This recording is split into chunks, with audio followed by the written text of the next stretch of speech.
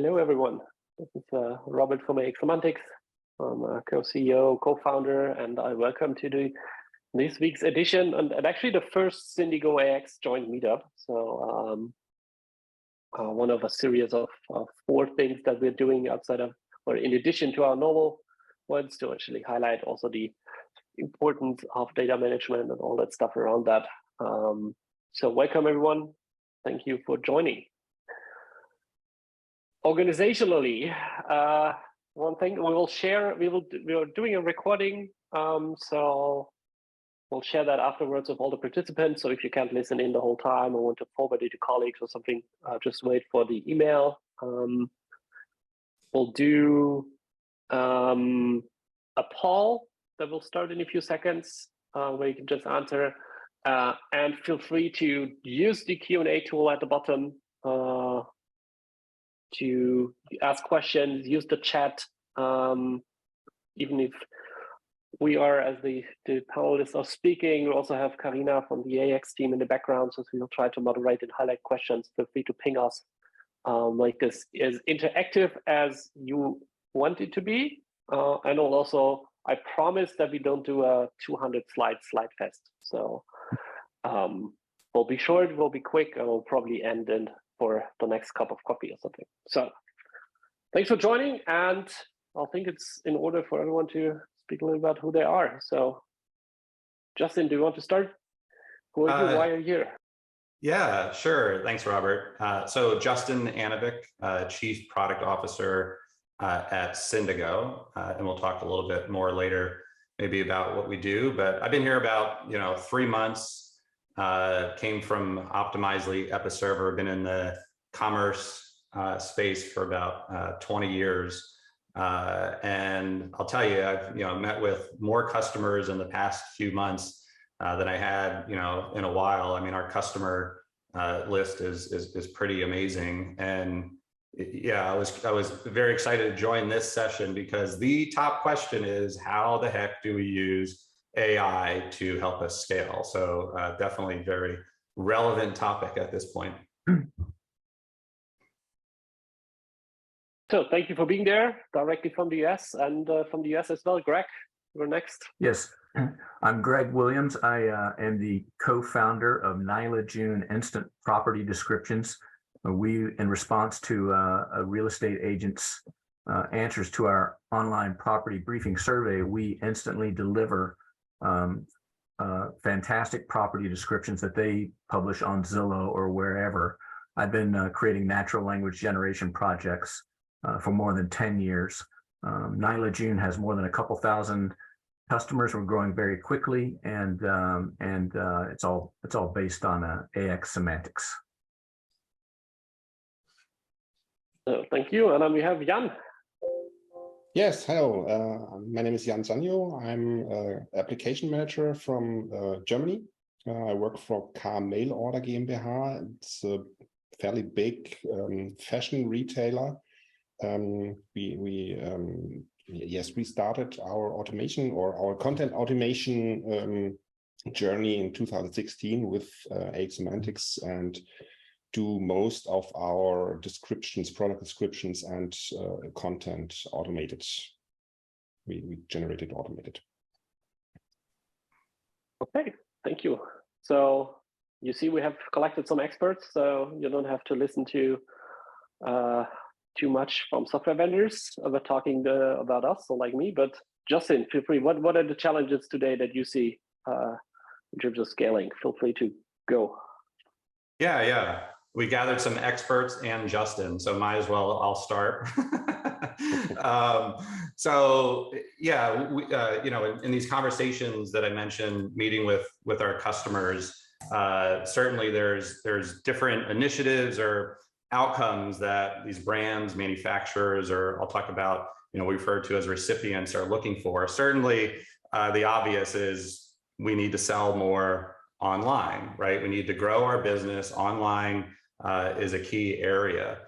Simultaneously, as we want to scale and grow revenue, need to increase operational efficiencies. That could mean, doing more with less. It could be, doing more with the same. But those operational efficiencies obviously include, individuals, applications, vendors, how do you help consolidate or remove some of those costs? The time to market is a critical thing. Something that would normally take weeks or months to do because writing product descriptions or getting some new content out there has to take, a day or less in order to meet the competitive needs. Talked about the consolidation of the tech stack, removing some of those costs is important. And then certainly, a lot of these brands and manufacturers, and obviously why we're here today is how do we, leverage data to help make decisions. And then from the recipients, some similarities, but how do we make sure to sell through different channels,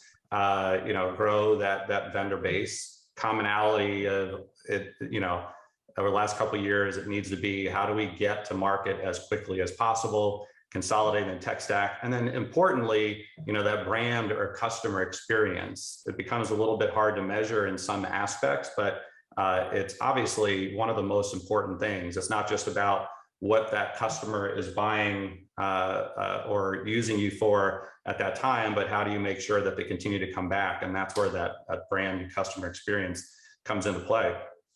Through this, we've seen, through the different conversations, three core areas when we're talking about the digital shelf, right? When you're talking about getting products to market. Certainly the data explosion. Met with a big company the other day, 24,000 SKUs and growing, trying to figure out how to operationalize that, improve it, look at it. I know Jan has a lot more than that, but that data is key, and that's where we really could talk about the SKU proliferation, right? Multiple colors, multiple sizes, multiple products. It just becomes very difficult, plus all the different marketplaces and how you sell. And then, in talking to our customers, we had a big customer event last week, that endless aisle, even though some said that it's, that's an impossibility of an endless aisle, there's other hardliners that were saying there literally is this endless aisle where, these retailers have to accept millions and millions and millions of SKUs in order to, be able to sell online. So how do you really ensure that you're managing that appropriately? And of course, the tech responses to those macro trends, the most common thing is, how do we use generative AI? And then how do we use AI that goes beyond data, right? Those are the solutions that people immediately jump to.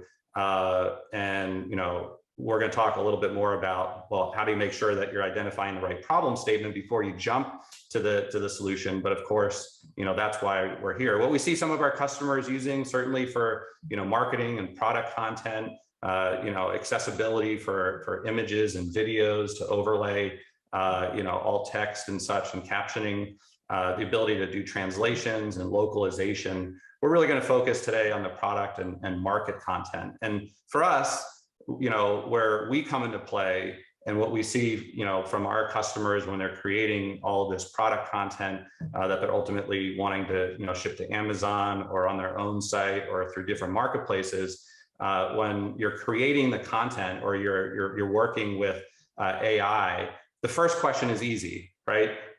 Give me a product description for X. Well, that's easy. Well, the context, well, it's only available in one location. It's only available in one color. It's a certain size. It's for certain individuals. That context and how you insert that into the conversation becomes very difficult, right? And so that's what we're focused on, the prompts. How do we help use the contextual data that we have in our PIM or MDM or, our syndication to help make sure that the context is there. And so when you're typing in and you're trying to feed into the engine what you're asking, how do we make sure to say, okay, here's your next prompt, here's your next question that you should go, because really it's, these different applications, whether it's ChatGPT, which is, super common, or Semantics, which we'll get into, it's the iterative descriptions that become really important. But the issues, are, well, the corpus, if it's through ChatGPT, is the entire, all the content that's ever been created out there. up until 2021, I guess. But how do you make sure that that's accurate, right? And so the oversight becomes critically important. How do you make sure that you're not making up dimensions? Our customers require very specific dimensions, height, weight, size. All of that becomes really important. Well, you have to be able to control some of that stuff. And then, how do you make sure to take some of the company data that you're not making up, that is controlled, and making sure that you're driving that. And so from our perspective, we have really focused on developing the prompting engine that feeds into the different applications. So that's just a high level. Robert, I know that we're going to hand it on next, and we'll go through some questions, but just wanted to set some of those concepts up. Okay. So what's the favorite outcome that you have ever seen coming out of one of those systems? What's the favorite outcome? Yeah, so we're working with a big retailer, and I think just the general surprise of how accurate some of it could be, and basically cutting down the amount of time that it would take to create all that content, and reducing it to really some of the oversight. Now that's on the ChatGPT side, right, where there had to be more back-end oversight than AX Semantics does. But the surprising element of being able to create, very specific descriptions, I won't mention the retailer, but it really, gave them the vision that they can cut down on the amount of time that it takes. So. Okay, thanks. So let's go for everyone, and then let's see what questions come up beside the ones that I've already written down. So Greg, do you want to go next? Sure. So I don't use ChatGPT for my direct-to-consumer delivery of property descriptions.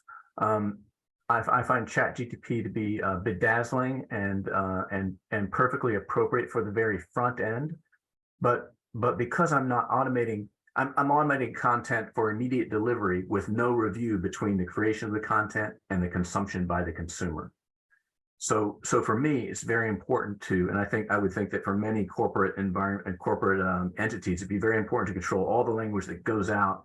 And it's important to me not to automate the creation of a massive backlog that then requires review. I've heard a lot of discussion about GTP in comparison to the calculator, and I think it's an interesting one. It would be, if we can imagine a calculator that was only right, say 80% of the time, and we needed to go in and review every single answer before we signed off on it and delivered it.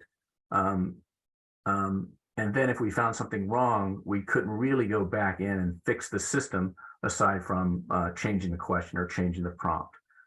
So I don't even know when a real estate agent in the United States fills out my property briefing survey, I don't know when information is going to come in. So I've used AX Semantics to build a system that can accommodate any combination of data points that comes in and immediately deliver a property description in return that is as if I wrote it, as if a professional human writer wrote it, because in essence, that is what has happened.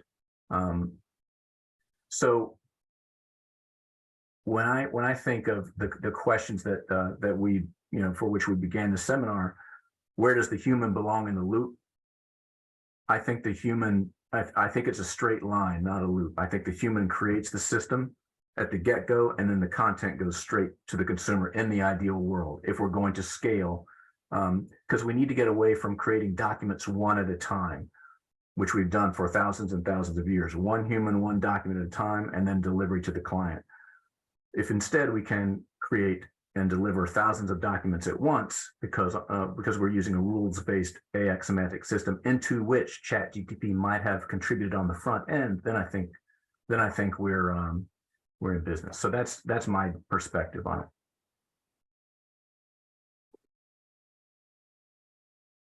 And obviously we have this kind of like which system can be used for what and what we want to do, but even ideal or perfect world, you as a copywriter, because I remember talking about that when we met a few years ago, that you yourself identified as a copywriter. Where do you, as a copywriter, what is the one and only, or not only, what is the one big thing that you want to contribute? I mean, we all want to save time and we all want to scale. I mean, these are kind of like the business problem. But well, for me, I think one mistake that that some tech-oriented decision makers make in light of the advent of ChatGPT and so on is to begin to view writing as a technological project rather than a writing project, which is exactly what it is. So for me, the most important thing is that the writing is good and that it makes sense, that it is accurate. Nobody ever says, you've got to read this novel. It was printed on a printing press. It's all about the words that are on the page or on the screen. And so as a copywriter, that's what's most important to me. And what I find is that when I use a tool when I use AX Semantics, there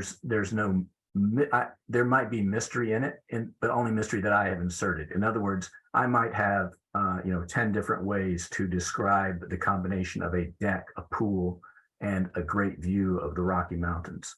But I don't have a system. I'm not running it through a system that might return me a view of the Pacific Ocean instead, that I then have to go in and change to the Rocky Mountains. So I think now, on the other hand, if I'm interested in different ways to talk about those three things, then I think ChatGPT could be a tool for inspiration or maybe even content going in on the front end. And so that's how we use it at Nila June. Okay, thanks. So Jan, you're up next. Yes, well, my perspective is a little bit more from the user side.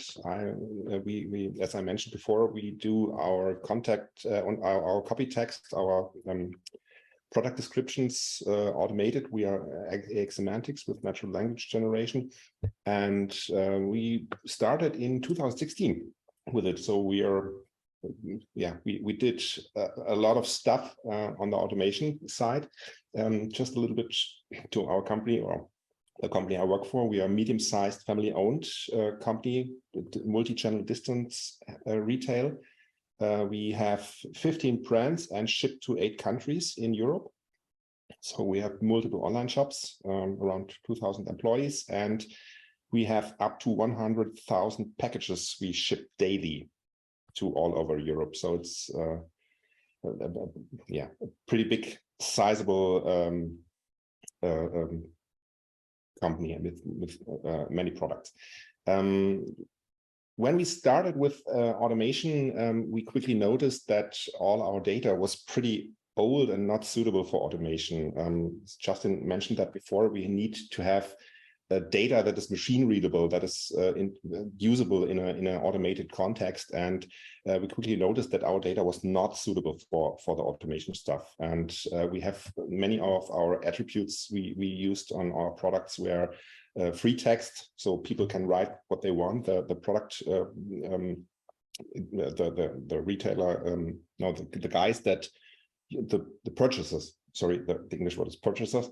They used free text fields for the attributes, and they are just not usable for an automated context. So what we quickly realized is that in order to make our content automatable, we need to revamp or redo all our product data to make it usable for the automation context. So we need clear and unambiguous values for it to use it.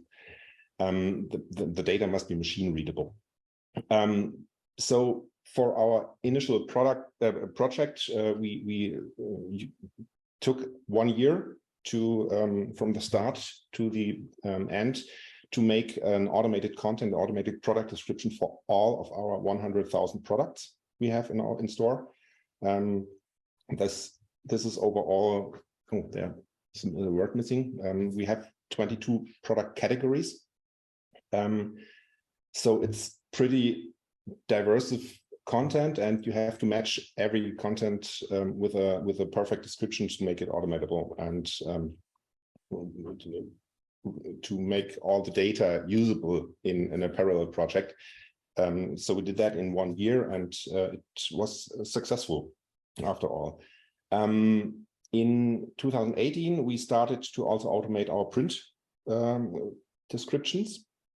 So not only the online descriptions for the online shops, but also print catalogs. We ship to our customers, and we ship them in 9 languages. And that was very fast. The implementation was very fast. We took about 3 months from the start of the project to the first catalog with automated descriptions. Thanks to AX Semantics, because we were able to use most of the automations from the online descriptions and reuse it for the print descriptions. And that reduced our translation effort up to 95% per page. So it's a major turning point for all our cost efficiency in our company. I've made the content, the automation versus the manual work. They are pretty easy outcomes. What the benefits of the automation are compared to manual work. Over the past years, we did our automation. The key results we had was that we had the reduced time to market. Justin said it before. We had from time to time days to weeks until the product was ready for the market, because sometimes product descriptions were missing, and this was reduced significantly. We have a time to market from usually around a couple of days from start to sellable. Then we have realized that our text length, our overall text length increased compared to the manual written texts, due to the amount of products we have. So when we have a few copywriters that write 500,000 texts, they usually tend to be shorter and more repeatable content. And with the automation, we minimized that problem, and the overall length increased. The translation costs, I mentioned it before, was hugely reduced, massively reduced, up to 6-7 figures in a year. We have a lot of products, so lots of translation needs, and we could compensate all that with the automation of the texts, because we automated them not only in our German language, but also in every language we sell to. So there was the huge reduction in costs. And well, of course, the proofreading efforts were reduced, because it's all data driven. All our texts are created from our data, so we know that the data is correct, and usually there's no need to proofread it, because the data is put in by the purchaser itself, so it's usually correct. And if, say, they change something, it automatically translates to a new text. It automatically generates a new text, and it's always the correct text with the correct data. And one thing, my background is I'm a copywriter myself. I started as a copywriter here in the company. And when we started the automation project, people came to me, my colleagues came to me and said, well, you are destroying your own job. What are you doing? And the main point, which the result from it was not that I did not destroy the jobs, but I made them more room to breathe, to make more creative stuff. I automated the boring stuff, let's say that, because the texts, they don't need to create the boring hundreds of copy texts of a basic shirt.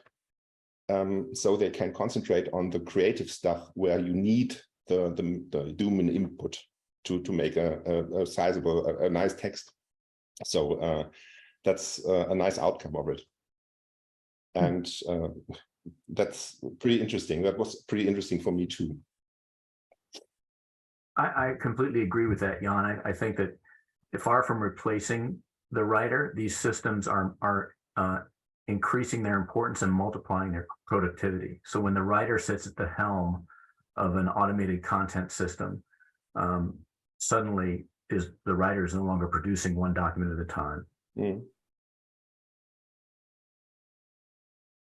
Okay, so Jan, a question for you.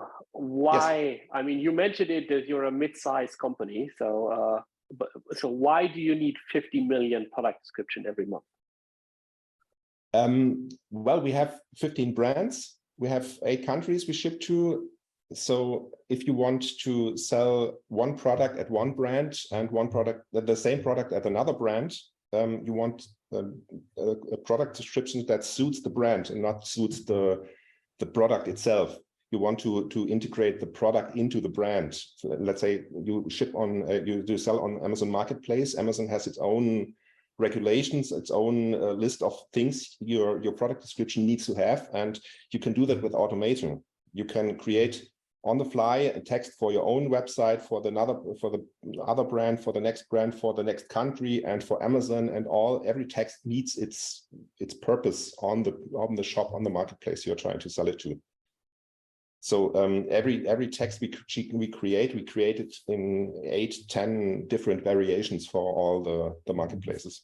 So that sums up. And we create one text per SKU and not per product. So it's different between the SKUs. So you can describe the sizes itself, the length, the benefits for a big sized shirt is maybe different compared to a small sized shirt, and you want to address the customer differently. So it's a huge amount of text we create based on the purpose and the channel we distribute it to. Now we're talking about, clothing, and we're talking about, property listings. But last week we had a customer event, and one of the common questions that we had was, and some of the concerns, which I think we can talk about some of the broader concerns, but the chocolate pie problem. Basically, you feed in the data to define what you're looking for, and then the system comes back and defines chocolate pie in either inappropriate, wrong, different terms, the translations are messed up and everything. Just curious, maybe there's a different example than chocolate pie, but how do you make sure that you're getting the right results? I think that through AX Semantics, the corpus makes sure that you are going out the right thing, but how do you help define that chocolate pie problem, if that makes sense?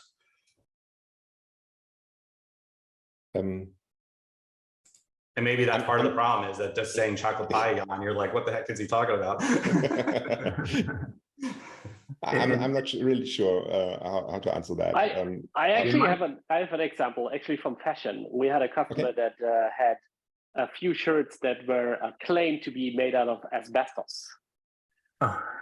Okay. Yeah, well, it was a data pollution problem, because if you have 120,000 views at that point, and you don't have the quality control for then it ends up in your content if you don't have governance about how the content is produced. So what they actually needed set up is of course, making sure that nobody would enter asbestos as a material, because it's pretty strange to do fashion out of that.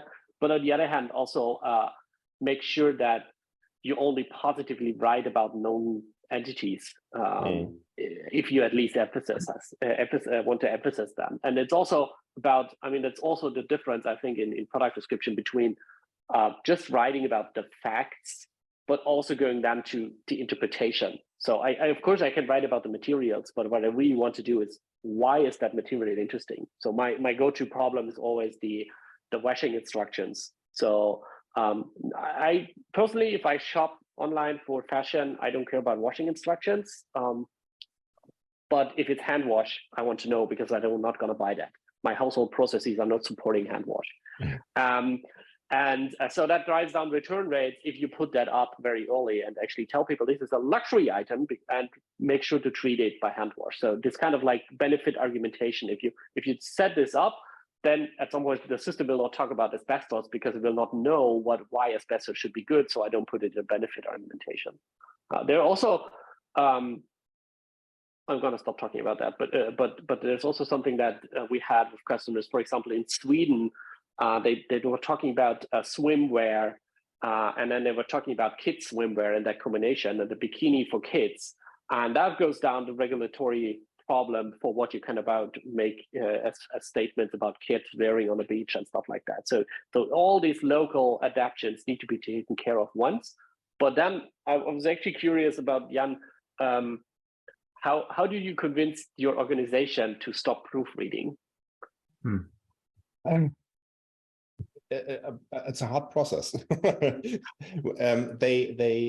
needed to learn the hard way. We changed our productions of our print catalogs, for example, to a very short production time. So there's just no time to proofread every item. So we kind of forced to let go of the proofreading process, and that worked out pretty well at the end.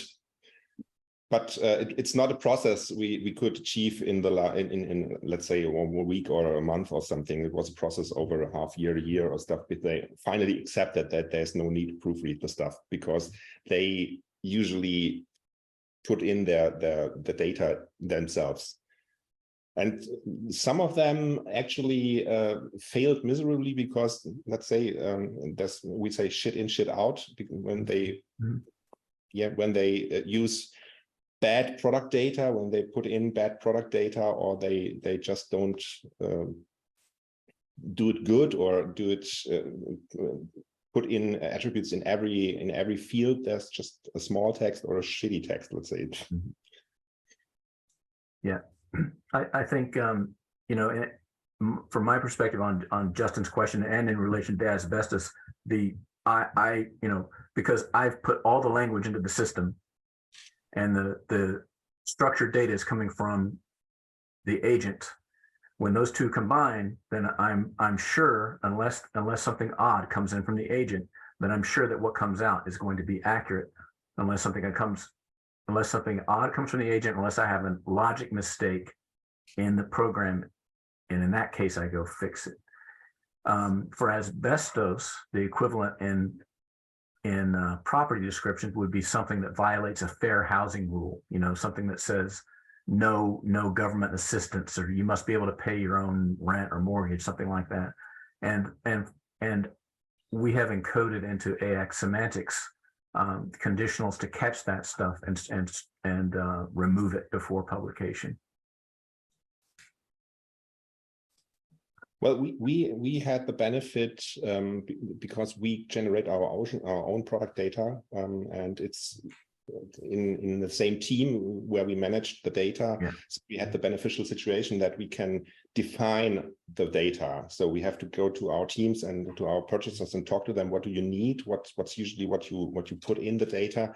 But we were in the beneficial situation that we can finally decide which comes in, which won't come in. So we know the data that's coming. That's pretty easy for us to make an automated content out of it. And you, as a customer, as a producer of the text, and you don't give the data, you just set the rules up for the people to put the data in. Mm-hmm. So you have to make sure that they use the correct data. Like you said, you need fail safes, you need to catch stuff that is not allowed. Yeah, or you could tag asbestos as you know, fire resistant coat or something like that. Hey, Greg, I know you didn't really play around with ChatGPT, but I think that the novelty of that versus the real life business use cases of AX Semantics is important. I think that if you were to actually play a song for us about my new puppy, you could get lyrics from ChatGPT. That does not do anything for you, though, right? Right. Doesn't help you with your business. I actually have something that if you want to, you know, play us out, I just put it into the chat here about a new puppy. But you know, other than that, you know, sometimes the business value of the massive corpus of what's already been written is significantly different. Just want to come back to your, you know, you haven't really used it, but you could play us out as we finish the webinar. No, I think that the advent of ChatGPT has really awakened people to the possibility of this automated content, and has given some the wrong impression that it is the end in itself, when in fact I believe that it is, you know, is one expression, it's one potential input into a highly controlled system for the enterprise. I don't believe that it is in and of itself the solution for the enterprise. Actually, we start getting questions from the audience now. That's just good, and then feel encouraged for everyone to ask them, because now I can just do them away here. So we have the question, consider two different companies searching for chocolate pie description using ChatGPT. As the same description is displayed for both companies. Is it okay for both the companies to use the same product description for your company's products? Who wants to go there? I mean, Jan, you obviously have the multiple companies selling the same product, but yes, we actually encountered that problem. We used the multiple brands. We used it to generate the text, multiple text for all the marketplaces, because we just want to make sure that every text is a little bit different. So let's say Google or other search engines don't rank us down because we have the same content on different marketplaces. And that's why we make sure that there are different texts in kind of the formulation. But Justin, how do your syndication customers treat that kind of thing? Yeah, if two people are selling a chocolate pie with slightly different definitions, they're making it, the manufacturers or the brands, that it has to be different. How do you know it's different? Right. I think that's the key, to make sure that you're not just generating something. And that's why some of the company data, that's why some of the other, harder data points. But yeah, fundamentally, if two manufacturers are selling something that seems to be similar and end up with the exact same description, that's that. Yeah, and the other hand, the follow-up question here is, what it would confuse the buyer which one to pick? Yeah, I mean, that chocolate pie example, it sure would. I mean, especially if you're syndicating out to, Amazon, not that they're selling chocolate pies on Amazon, but well, maybe they are. There's a lot of different things. And they're the same exact thing and you're going in and comparing it, like there has to be some differentiation. And that's where some of the, the other assets and photos and videos might come into play. But imagine if you had a house that was the same, or competitor to Jan was selling the same thing. I mean, it is very confusing. The differentiation is really in the description and all those asset points. So yeah, it would be very confusing. Yeah, I do the think main problem. Okay, go ahead. Yeah, we had some of these problems in ourselves because we have about 100,000 products. Let's say we have male T-shirts with a polo kragen. I don't know the English word, polo neck. We have about, I don't know, 120 products that are basically the same. They have more or less the same fabric. They have more or less the same cutting, the neck size. They just differentiate in terms of color and stuff. So it's pretty hard to write 120 texts for basically the same shirt, but they are not really the same shirt. They are just similar shirts, but they have the same product data. And we used our automated generation systems to make sure that the texts basically are on the same, they are rooted on the same data, they are generated from the same data, but they are still different texts. There's still different product descriptions for everything. And you just can't do that manually.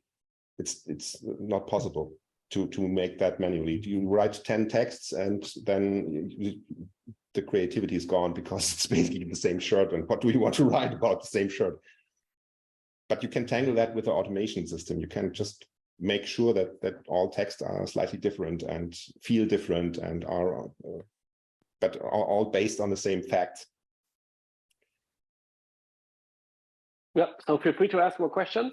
I do think that was a good fit because it highlights points of real-time production need. Because I mean, yeah, I can produce one text very easily or a few, but what really with that scale of automation, or what's my business problem actually in this case? Or in this case, actually, I love the question because now it's again about what does the text has to be, how does the text have to be good, right? The point that Greg also pointed out. So what's a good text actually? But I have another, we have a few minutes left. So question for every one of you, do you think we have the same discussion that translators had, I would say 10 years ago when machine translation came around? And what can we learn from that? Because obviously there are still translators, and there's machine translation, which is, I don't know, near perfect, from saying me as a non-translator. So what's your take on the situation? But Justin, you actually mentioned translation things as a topic on your slide, and in Jan, you had the 95% translation cost savings. So translation obviously is a big thing, and you still, I know that you still have translators in your company. So question for everyone. Well, the need for translation did not completely go away, but was reduced. So we had about 8 to 10 translators in the countries. Like for French, we had, I think, nine people doing the translation work for our French data. Now it's down to 5, I think. So over the years, the need was reduced, but it didn't go away completely. So we need people to do to train the AX Semantics project in French, because I had French in school, but my French is not nearly as good to be usable for the French country. That would be funny. But you need people to do that. You need people to train the AIs. You need people to use the machines. You need people to translate product data initially. You still have stuff that is not easily usable with a machine translation, like free text fields, like selling points. They are usually handwritten in our company. So a machine translation can just do that. Most people need, most of the time you need the person to translate that, to make it legally safe. So Jan, are they still starting with, say, a machine translation, the human translators, and then improving upon that so that it's a tool for them? It's mixed. We have a tool to translate our data, and this tool has a translation memory system. So basically stuff that is repeated will be pre-translated to a certain amount. But you still need the human to make sure it's all correct and it's legally safe, and it fits all the legally binding rules you have in your country. In Europe, we have the Textil Kennzeichnungsgesetz, the fabric. There's a law how to say what fabrics are in your product, and they are legally binding, and you have to make sure that it's a certain format and a certain detail that there's and you make sure to keep all the regulations in line for your products. Analogous to the fact that we copywriters are still around. Yes, there's still there's a drum machine, but there are plenty of drummers still drumming. Yeah. Well, but 10 years ago, to your question, Robert, I mean, I think that the dream was there, but it was really like, oh, we'll still need a human to do translations. Let's use the machine to do the routing, the workflow, the round trip, and all that. I mean, I think that there was the McDonald's problem, the Big Mac issue that they had, where they were trying to translate what it was for simplicity's sake in all these different countries, and then it would come back, and they tried to automate it and went to press.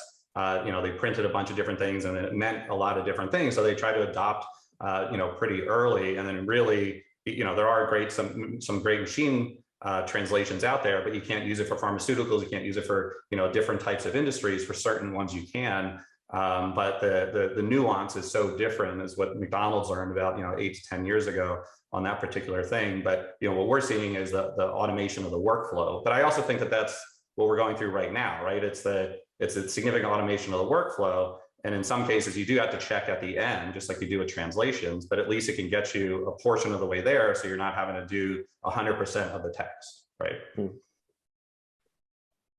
In terms of translation, when we rolled out our first project to automate every text, and we automated it in every language we sell to, I actually did a cost analysis of our translation agencies we have in the company, and you can see what they do based on what they write in their Zeiterfassung. How do you say that? In their timesheets, what they did the whole day. And I did an analysis of around half a year. And I noticed that there was a big shift from just translating basic product text and product data to, after we rolled out our automations, that they started to use more time for individual stuff, for newsletters that are for individual customers, and the amount they used for those kinds of things shifted. So that's what I said in my presentations. You have more time for creative stuff. The translators have more time for creative stuff. Our copywriters have more time for creative stuff to make sure that the headline is better. They take more time to make a nice headline for a page. And that was usually something that was pretty narrow in the whole process. You didn't have much time for it. Yeah, so while we're waiting on final questions, eventually, as promised, we had the poll going on. Basically, the question is to identify yourself with a statement which is more accurate regarding the content creation process in your company. Question A, answer A was product descriptions are a cost factor, and the second, product descriptions are a revenue driver. And I think I can just share the results and everyone can see them. So we see around 2/3 are already treating product descriptions as a revenue driver.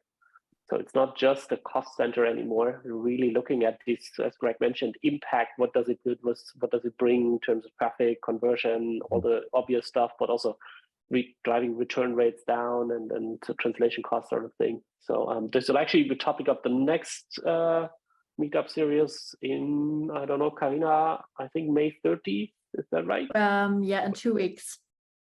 2 weeks. Okay, that's good. So we send around the invite as well, and then let's have another similar session with experts and me.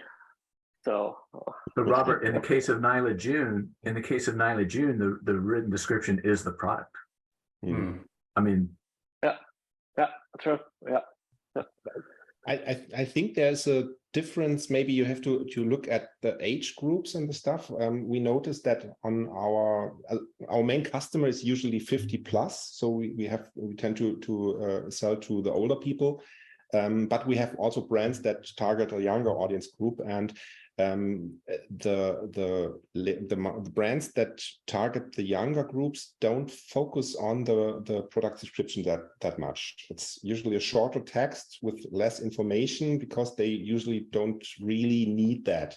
But our older customers, they read the text. We get customer responses that point out flaws in the text, and our customers, the main group of our customers, the older people, they still read the product descriptions.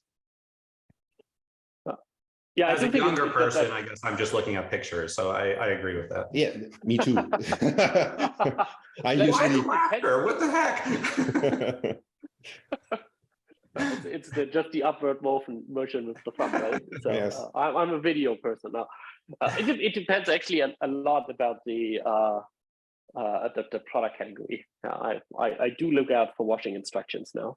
And we had a question in the chat that just got deleted. So how does ChatGPT emulate Justin's great personality? I was like in there. I didn't make that up. But someone erased it.